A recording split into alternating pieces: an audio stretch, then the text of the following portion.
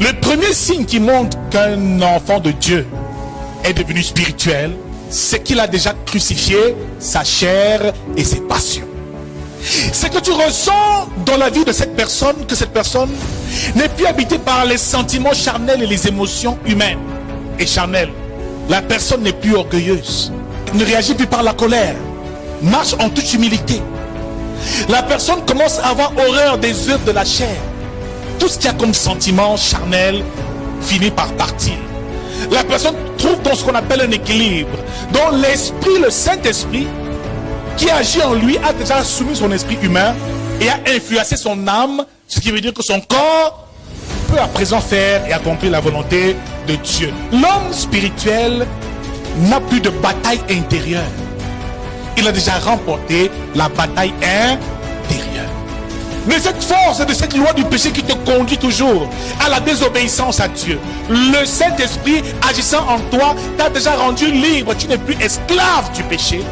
À ce moment, tu domines sur le péché et tu peux dire non à la tentation. La regarder en face et dire: Satan, je te dis non. L'homme spirituel, même si tu le charmes, tu le flattes, il ne peut pas succomber parce qu'il est d'abord spirituel. Un homme spirituel ne se retourne pas quand il voit des mini-jupes passer. Parce qu'il est spirituel, il se plaît des choses spirituelles. C'est ce que tu vas sortir de ta bouche de spirituel qui va au contraire l'intéresser. Ma soeur, ton maquillage, ton make-up, toutes ces choses-là, c'est la chair, c'est l'homme extérieur. Ce qui veut dire que l'homme spirituel travaille son homme intérieur. Et ici, l'homme intérieur est ce qui prime dans la vie d'un homme spirituel. Les vertus, ta valeur intrinsèque, tes valeurs. Une femme spirituelle ne peut plus marcher avec les cuisses dehors, avec la poitrine à l'air. C'est impossible parce qu'elle est devenue spirituelle. Elle porte et met son accent sur les choses qui glorifient le nom de Dieu, son esprit. Le Saint-Esprit a soumis son esprit humain, a rempli son âme, et son corps ne peut que se soumettre à tout ce que Dieu désire. Il n'y a plus de bataille et de combat intérieur. L'homme spirituel a déjà soumis sa chair. Ce qui veut dire que tu lui proposes de l'argent pour se compromettre, il va te dire: non mon frère, l'argent ne vaut rien, mon salut vaut tout. Un homme ne peut pas venir te flatter avec un peu d'argent pour te dire: ma soeur, viens, on va ensemble pour de l'argent. L'argent ne te dit plus rien. Qu'il ait une belle voiture, c'est son problème. Tu lui diras simplement: à quoi sert de gagner tout l'or et l'argent du monde quand on a perdu son âme? Quand un homme, une femme devient spirituelle, elle a vaincu les problèmes de la chair. L'apôtre Paul disait que j'ai appris à avoir faim et à être rassasié. Il est détaché et il se contente de toutes les conditions et les situations qu'il traverse. Frère, l'homme spirituel, qu'il ait de l'argent ou qu'il n'en ait pas, son amour pour Dieu reste intact. Il sera à l'église et va servir Dieu avec le même zèle. Mais l'homme charnel, quand il n'a pas d'argent, même la qualité de sa louange laisse à désirer. Elle chante, mais la chanson là, ce n'est pas trop ça. Les poches sont vides. Alléluia. L'homme charnel est encore trop émotif. Son âme, sa tristesse de son âme peut influencer son corps et son être tout entier. Une femme spirituelle peut faire son service à Dieu et louer son Seigneur quand elle est programmée pour l'adoration, même si elle a un enfant malade. Elle dira: Seigneur, c'est toi qui m'as donné cet enfant, ma bouche et mon cœur est fait pour t'adorer. Veille sur mon enfant, ce que tu as à faire, fais-le, Saint-Esprit, mais moi je servirai toujours mon Dieu. Ah, la femme spirituelle passe plus de temps dans la prière que dans le maquillage. Regarde ta voisine à côté, dis-lui: combien de temps as-tu passé pour te maquiller avant d'arriver ici? Est-ce que ta coiffure prend plus de temps que ta prière? Regarde ta voisine à côté, demande-lui. Dis-lui: est-ce que ta coiffure prend plus de temps que ta prière? L'homme spirituel, premier signe, nous l'avons dit, il a déjà crucifié la chair et ses passions, toutes ses passions. Ce qui veut dire les passions de la chair, les distractions, le match de foot, les make-up, les téléphones Android, toutes ces choses-là, crucifiées. C'est même de l'idolâtrie. Tu vois comment quelqu'un aime sa voiture, la bichonne, tu vois tous les matins, la soeur, il envoie laver. Non, c'est déjà de l'idolâtrie. Tu vois comment elle porte la tenue, elle repasse et dit: non, ça ne me va pas. Elle se change encore, elle change même 15 tenues pour venir ou à l'église. C'est c'est pas un démon, ça peut en je crois. Pourtant, elle peut prier. Venez même prier avec le groupe d'intercession avant le début du culte. Mais la sœur passe 1 heure à chercher quoi porter. 2 heures, 3 heures de temps seulement à la coiffure. Non, c'est un problème. C'est un problème. Donc, vous savez, moi, la première bataille, c'est la chair. Soumets la chair. Traite durement la chair comme l'apôtre Paul l'a dit. Traite durement ton corps. Tiens-le assujetti tous les jours.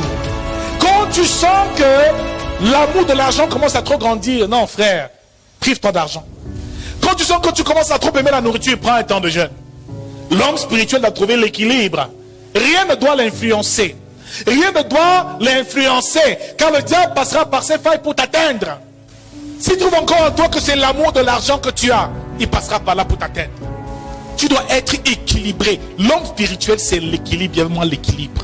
N'aime rien à l'excès. Même tes enfants, aime-les raisonnables. Parce que si c'est que tu aimes trop ton enfant, tu vas voir comment il va cribler l'enfant de maladie. Voilà comment parfois il t'éloigne même de l'église. Tu vis une situation qui te préoccupe tellement dans le monde que tu oublies de venir adorer et servir ton Dieu. Tu aimes trop le mari. Sans le mari là tu ne peux pas vivre. Tu exaltes, tu pleures, tu soupires après le mari tous les jours. Mais tu vas voir comment le diable va faire que ce sera un mari infidèle, le persécuter, troubler ton foyer.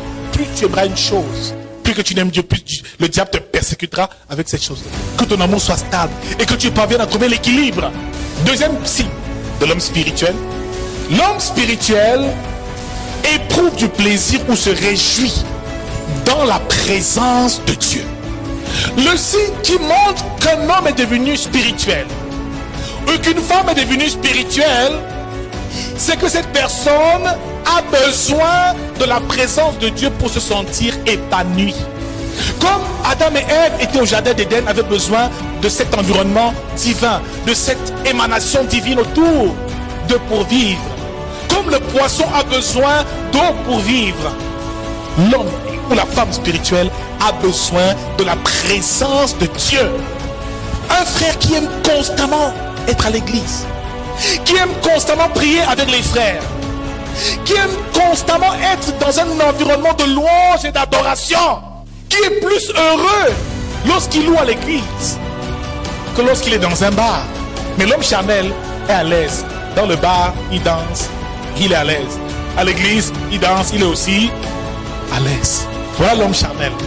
Si tu es encore trop heureuse en boîte de nuit, c'est qu'il y a un souci. Si tu danses encore trop des chants monnains, oh petit pays, oh petit début, toi chrétien, homme spirituel, c'est qu'il y a un.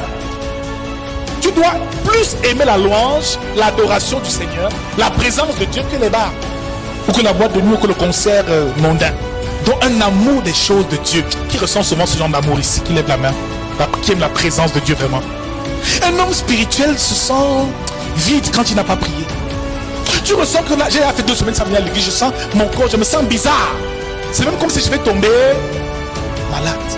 Tu sens que je ne prie pas depuis là, je n'arrive même pas bien, je ne suis pas concentré, tu te sens vidé.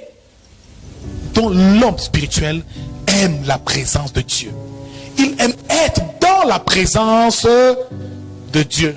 1 heure dans ta présence vaut mieux que 1000 ailleurs. C'est ce que le psalmiste disait. Tu commences à ressentir ça. Le vendredi qui arrive, dimanche, je ne peux pas rater un culte. Mais il y en a ici pour qui ils viennent à l'église quand ils n'ont pas de programme le vendredi soir. Donne-lui une petite sortie. Votre culte là, vous allez le mettre où vous le pensez. On se verra dimanche. Tu es à un niveau où tu vas à l'église, on t'appelle que maman vient, on va au restaurant, tu dis attends. On peut aller après mon culte. Je ne peux pas aller au restaurant avant mon culte. Le type se rend compte que la sœur n'est pas comme toutes les autres. Troisième signe de l'homme spirituel. L'homme spirituel est soumis à la volonté de Dieu, ou se soumet à la volonté de Dieu, ou il accepte la volonté de Dieu. Jésus disait, non ma volonté mais la tienne, Père. Il a pourtant dit, ôte de moi cette coupe. C'était l'âme qui parlait, sa chair qui parlait, qui ne voulait pas mourir. Mais il a dit, Père, non ma volonté mais là, l'homme spirituel, en toutes circonstances, il accepte le verdict de Dieu. Il y a des moments où tu vois comment le Seigneur lui-même est en train de te briser. Tu acceptes le brisement, ma soeur. Tu n'as pas d'argent pour acheter de l'huile de toilette. Oins-toi avec l'huile rouge. Oins-toi avec l'huile rouge. Est-ce que le Saint-Esprit parle à quelqu'un? Ne va pas te compromettre pour une mèche. et mettre ton salut, le livrer pour un peu de lait de toilette. C'est une vérité dont nous parlons ce soir.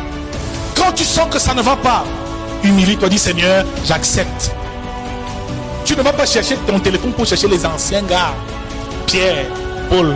Ouais, quand ils étaient là au moins, je ne manquais pas de crédit pour appeler. Donc, l'homme charnel, lorsqu'il y a une petite épreuve, il se souvient de l'Égypte. Au moins là-bas, on mangeait les concombres, la viande. On était esclaves, mais on mangeait quand même.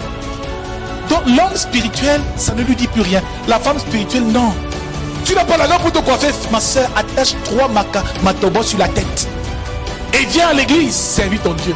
Même si on dit, celle là-bas, comment ta tête est sale. Ma soeur, vois comment j'ai mes mèches. Oui, tes mèches ne t'amèneront pas au ciel. Ce n'est pas les mèches qui font de moi un enfant de Dieu. Que j'ai des mèches que je n'en ai pas, mon salut est ce qui compte le plus pour moi.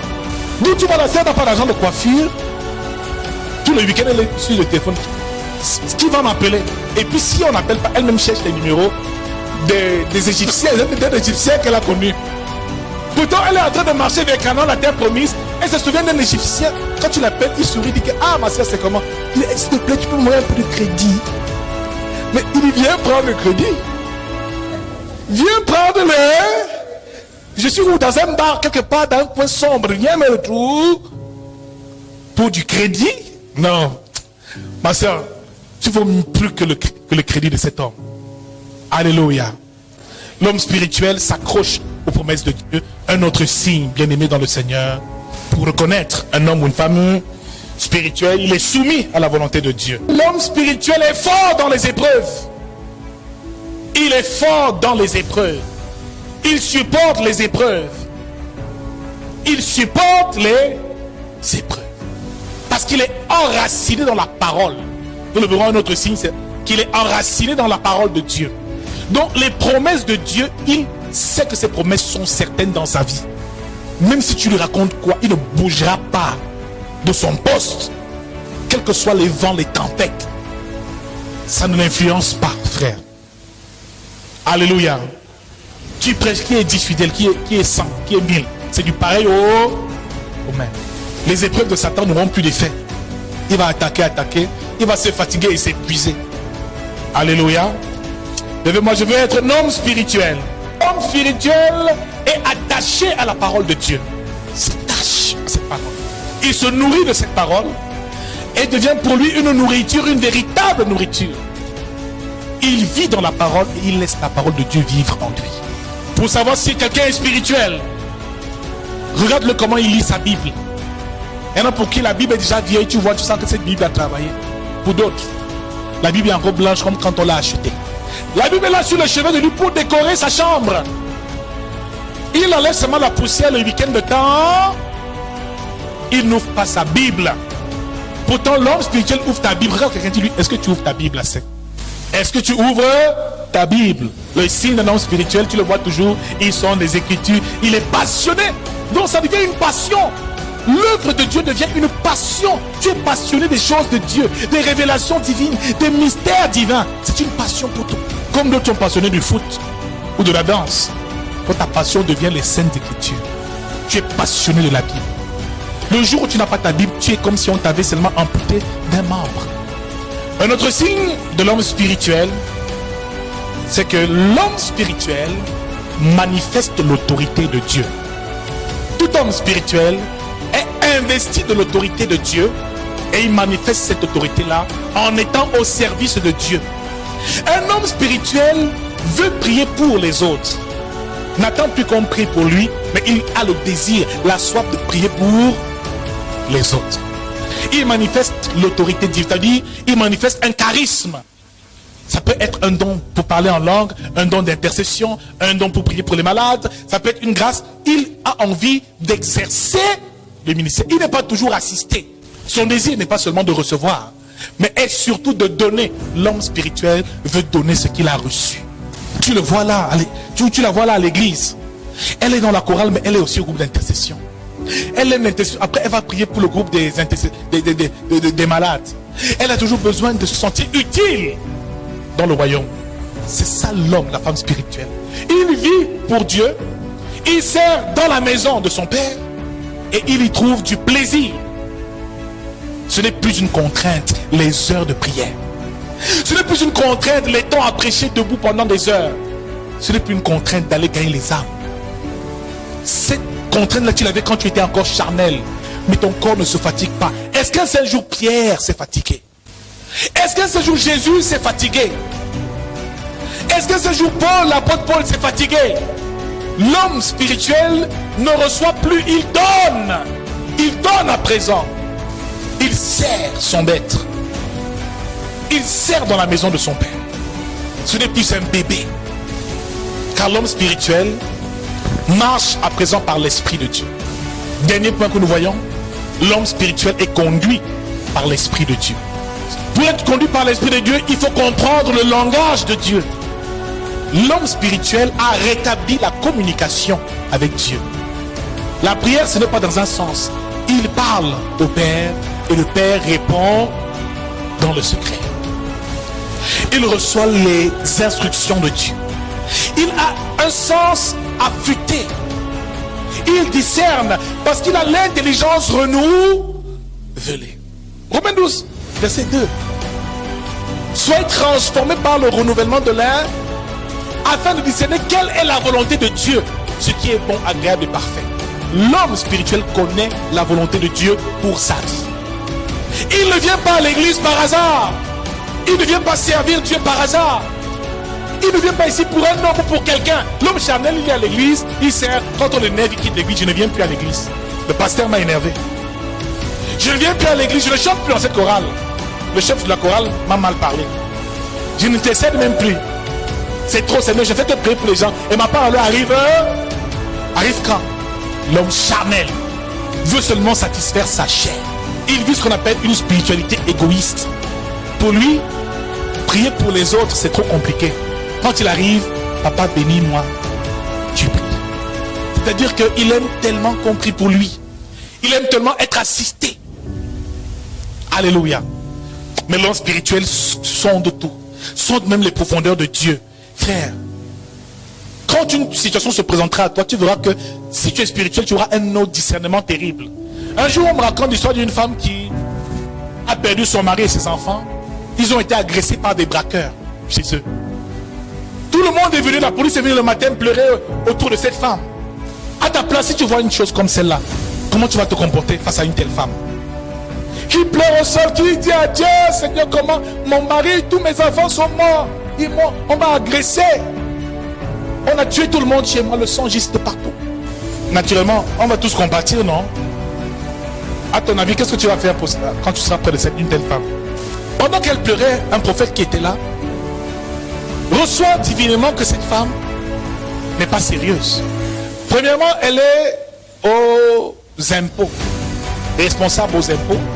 Et toute sa vie, pendant plus de 20 ans de carrière, elle a passé le temps à escroquer les contribuables et à envoyer des pères de famille en prison avec leur propre argent. Elle a amassé des richesses, des millions. Chez elle, avait un coffre-fort avec beaucoup de millions. Ils ont pris tous les millions là. Toute sa vie, elle a fait souffrir les gens. Elle est entrée dans des pactes sataniques, dans les loges, dans des choses occultes, pour avoir la gloire et le pouvoir. Pendant plus de 20 ans, elle régnait. Mais un seul jour, le jugement de Dieu s'est accompli dans sa vie. Ce jour-là, c'est ce jour-là où elle a tout perdu. Un homme charnel va venir, va dire, hé, c'est grave, c'est fort, prions pour elle, faisons ceci. Mais un homme spécial va dire, maman, répands-toi. Répands-toi. Vous voyez qu'il y a une différence entre l'homme spirituel et l'homme charnel. L'homme charnel marche par l'émotion, par ce qu'il voit, par l'apparence. Donc un homme charnel peut se faire berner. Un homme spirituel va sonder, va te dire, non, toi là, il va imposer les mains à tout le monde, à ton niveau, il n'impose pas. Peut-être toi là, tu es venu pour autre. Il a un sens très affûté dans le discernement. Alléluia. Il exerce dans l'autorité. Il peut guérir les malades, chasser les démons. C'est un homme spirituel. À présent, il est accompli et il est en plein dans son service et dans son ministère.